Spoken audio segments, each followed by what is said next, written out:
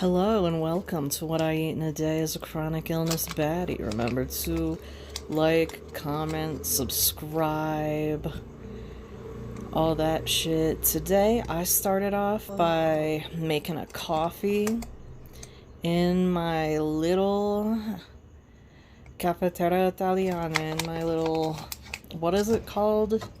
In English, it's not a French press. It is a maca pot. Damn, it's hard being stupid, but at least I clean stuff. Anyway.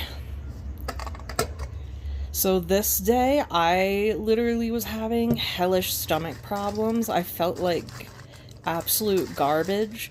And, I had meal prepped some, like, tuna, corn, mayo over the weekend for the week, and I literally crumbled crackers on top and ate that out of the container for breakfast. This is gonna be like one of the laziest days of eating you've ever seen, because I felt like worse than ass. Like on a scale of 1 to 10, with like 1 being bad and like 10 being amazing, I was at like a 2, man. Anyway, yep, I was making my little iced coffee, replacing the ice in the tray. I decided to go with a cafe con leche with psyllium husk. Psyllium husk, it's kind of like a natural, it's like a byproduct of like food manufacturing or something. And they put it in machines to stop them from clogging up. And it does the same in your bowels, which is delightful. Of course, having some light milk. And, yup, there was on my last banana. You know, I think if you watch my other videos, you've been seeing I've been trying to eat this banana for like 4 days. And, I never got around to it, but finally. Alright, so yeah, we have our bizarre tuna, corn, mayo, and crumbled crackers with a spoon, a psyllium husk, cafe con leche, and a banana. I was watching, I think this channel's called Frugally Delicious, maybe? She makes, like, really funky, like, using up whatever you have type beat. Love to see it. And, was just watching her and eating. Canned beans, tomato, and then a little bit of... Just need to prep my zucchini. Cut off the ends. So, I got back in bed. I was violently ill, had a lot of pain. Decided to kind of go through this bag that I'd never unpacked when I moved in here, and watch like this YouTube channel. They've this series on like decolonized sides, and they show like recipes from like native groups in the Americas. I'll link everything below, you know how it is. So I feel like I'm dying. I thought maybe like if you have like fatigue issues or any kind of health thing going on, you know how it is when like you just feel kind of like a piece of shit because you're not really doing anything, and you want to do something and you're like bored but you're also exhausted. So I figured that I would unpack like my last bag from when I moved in here and see what's in there. And it turns out it's many things. But I'm just sitting here for a minute, and I figured I'd show you all the books that I own right here in this room and talk about them. So first is Class by Paul Fussell, or is it Fussell? I don't know. I read like a couple chapters of this a couple years ago, and I never picked it up again. It's interesting though. It was talking about like, at least from what I remember, like the class divide and how like the very rich actually hide their wealth, so they're not attacked when the revolution comes. And usually people who perform extensive wealth tend to be like middle class or like upper middle class. Next I have a Mediterranea. This is a cookbook that I bought from a hot Egyptian man who was moving away. Yo, he had like beautiful hazel eyes. Never forget. Anyway. This is a précis de gynécologie, tome un. This is a French gynecology textbook from 1924. Does it say? Yeah, it's from, so this is basically means like medical student. Yeah, let me see, where does it say how old this book is? It's gotta somewhere. I studied French before. I can kind of read it, but I can't really speak it anymore. Let's see, where?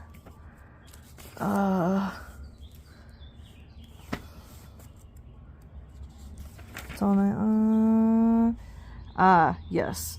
Paris Librairie Octave Dion, 1925, baby. I was at a White Elephant Christmas party like a year or two ago, and another dude won this, but he was one of those straight men who's like afraid of vaginas, which that's pretty gay of you, buddy. But I bullied him into giving me this, and I'll never get rid of it. This is Marcus Aurelius Meditations. I've read this 2 or 3 times. This is a Lonely Planet Guide to Mexican Spanish. Somebody gave this to me. But actually Mexican Spanish is really, really cool because in Mexico, like a lot of the native populations are still really well preserved. So you have words that come from like native languages or like foods that come from native languages, and it's really common. One of them, I think it comes from Nahuatl, is apapachar, and it means to like hold somebody tightly, I think. This is Canción de Tumba. That means like song of the grave. My ex-boyfriend gave this to me, and it's literally the most depressing book of all time. I think he gave it to me because he was like kind of trying to fuck with me. This book is in Spanish, so like, as you can see, you know, durante las semanas previas al viaje tuve un sueño recurrente. So be like, during the last weeks of the journey, I had a reoccurring dream. Yeah, so this is like high-level Spanish literature. He probably thought I couldn't read it. I can read it, and it is so depressing, I stopped reading it. It's about a man, so like the author, like his mom is like dying of cancer, and they had a really complicated relationship, and he had like a really complicated and like miserable life, and like he's confronting all of that while his crazy evil mom is dying of cancer. So this is another book. This is a book of poetry my ex-boyfriend gave me. It's also in Spanish. Oh, he gave me this sticker too. Damn. R.I.P. King. He's not dead. Don't be like that. Yeah, this is The Simple Path to Wealth by J.J. Collins. This is one of those books where like the like core of the financial advice is like, if you have enough money to put in like a Vanguard index fund where each we're like buying a share or whatever, it's like $20,000. So if you have $20,000, just put it all in one fund and don't worry about it. And it's like, so the simple path to wealth necessitates that you already had a free $20,000. That's capitalism for you, baby. This is Against the Loveless World by Susan Abulhawa. This I started reading, and it's so miserable and depressing that I stopped reading it. This is what I'm currently reading. This is a book on the goddess Brigid. Oh man, I'll be right back. Oh god. Sorry, something remarkably evil is occurring in my guts this morning.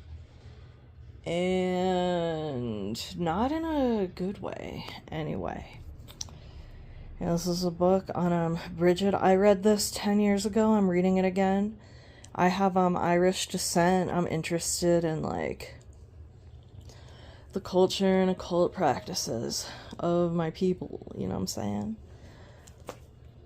This is an amazing edition of the Venus and Furs with Klimt painting on the cover.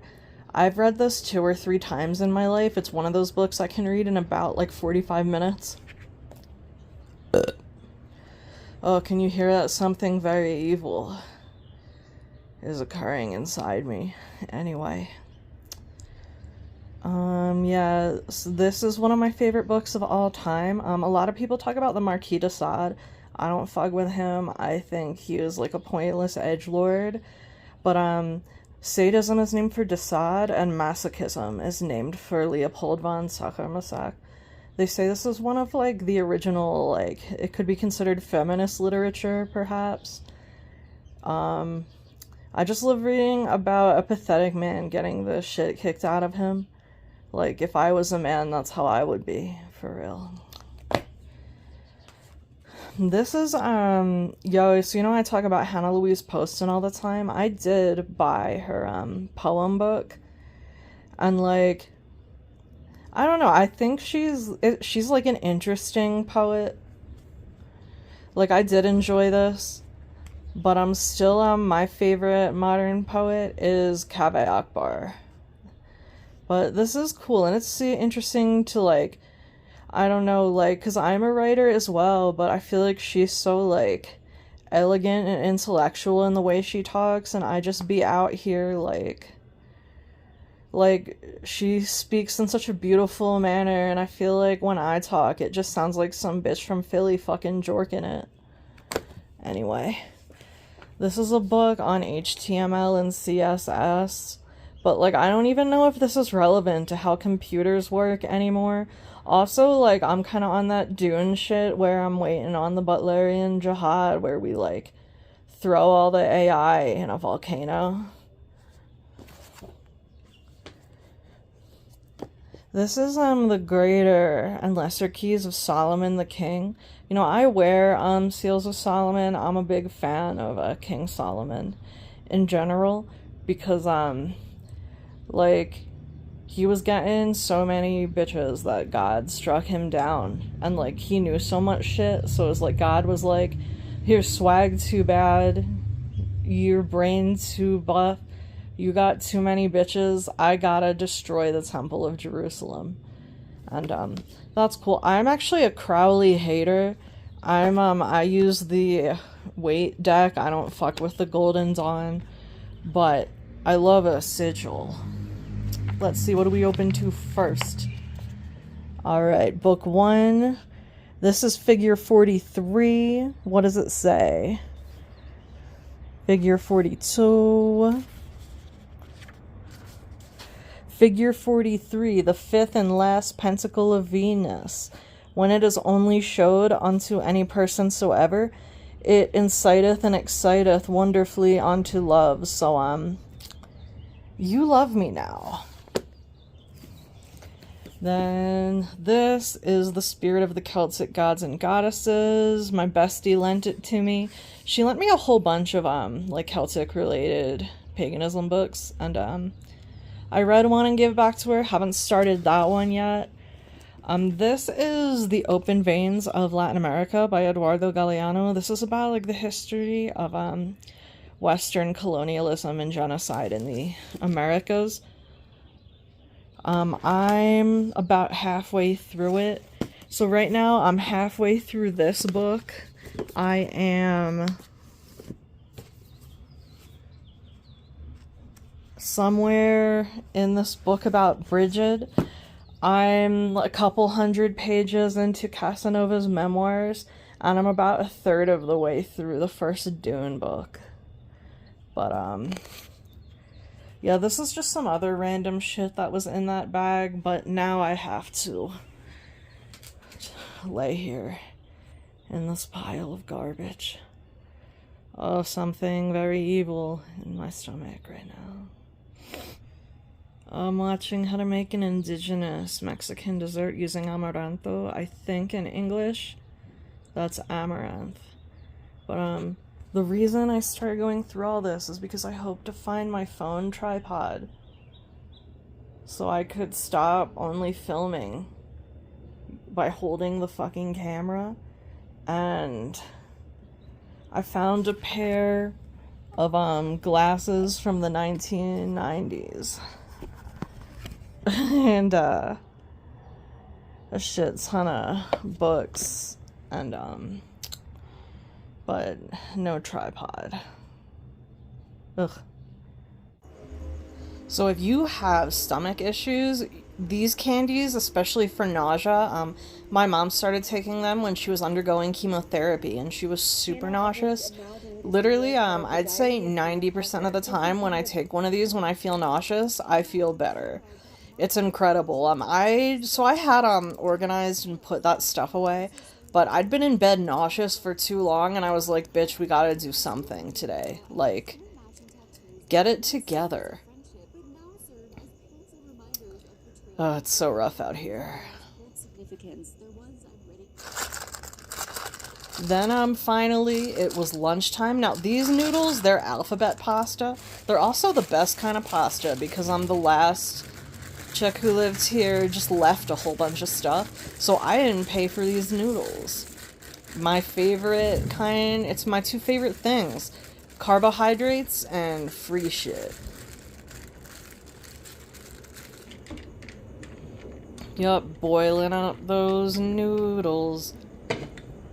It's gonna be a day when I eat a lot of noodles because I was suffering. And, noodles are always pretty easy on your stomach. I think until maybe about, like, 5 p.m. or something, I was just, like, in pain. Draining the pasta. Yeah, I don't know, maybe it's just because I'm, like, an American. When people say pasta, like they do in Canada, that, like, throws me off. I'm like, what do you mean by that? What'd you say about my mother? Anyway. Then, I just put a little bit of seasonings in there. Nothing, spicy, because I was struggling. But it was basically, I just did, like, a butter noodles with some seasonings. This came together in, like, 10 minutes. And that was about all I had in me.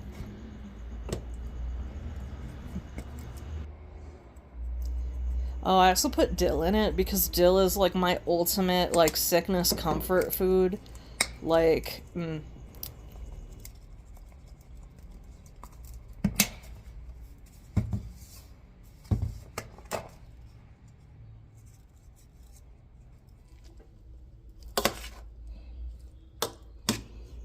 Honestly, I could eat butter noodles at any time, even when I'm healthy. So, like, I know a lot of people, like, this is not exactly, like, a Gwyneth Paltrow approved, like, meal that will make you live forever. But, I don't know, I don't really want to live forever. Like, I feel like I've seen enough. I'll enjoy my pasta. Thanks.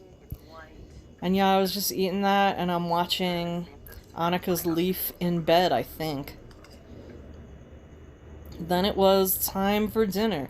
This is the easiest, laziest meal you can possibly make as a human being.